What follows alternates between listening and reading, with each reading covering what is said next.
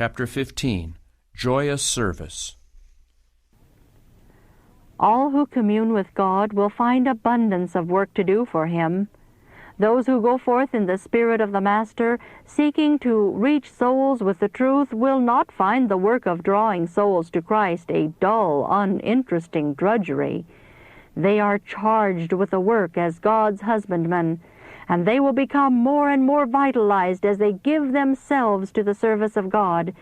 It is a joyous work to open the Scriptures to others. Young men and women should be educated to become workers in their own neighborhoods and in other places. Let all set their hearts and minds to become intelligent in regard to the work for this time, qualifying themselves to do that for which they are best adapted. Many young men who have had the right kind of education at home are to be trained for service and encouraged to lift the standard of truth in new places by well-planned and faithful work. By associating with our ministers and experienced workers in city work, they will gain the best kind of training. Acting under divine guidance and sustained by the prayers of their more experienced fellow workers, they may do a good and blessed work. As they unite their labors with those of the older workers, using their youthful energies to the very best account, they will have the companionship of heavenly angels. And as workers together with God, it is their privilege to sing and pray and believe and work with courage and freedom.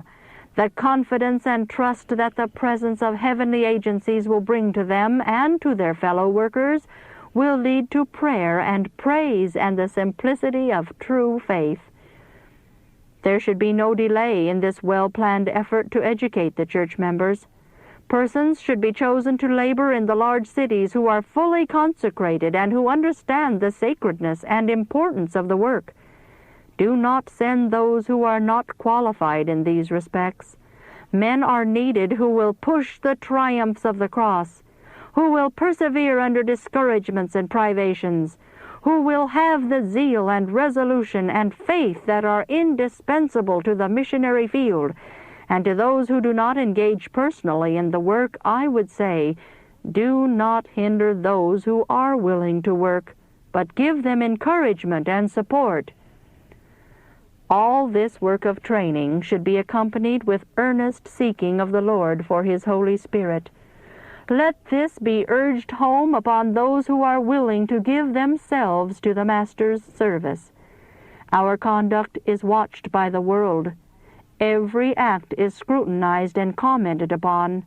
There must be diligent cultivation of the Christian graces, that those who profess the truth may be able to teach it to others as it is in Jesus, that they themselves may be ensamples, and that our enemies may be able to say no evil of them truthfully. God calls for greater piety, for holiness of life and purity of conduct, in accordance with the elevating, sanctifying principles that we profess. The lives of the workers for Christ should be such that unbelievers, seeing their godly walk and circumspect conversation, may be charmed by the faith that produces such results.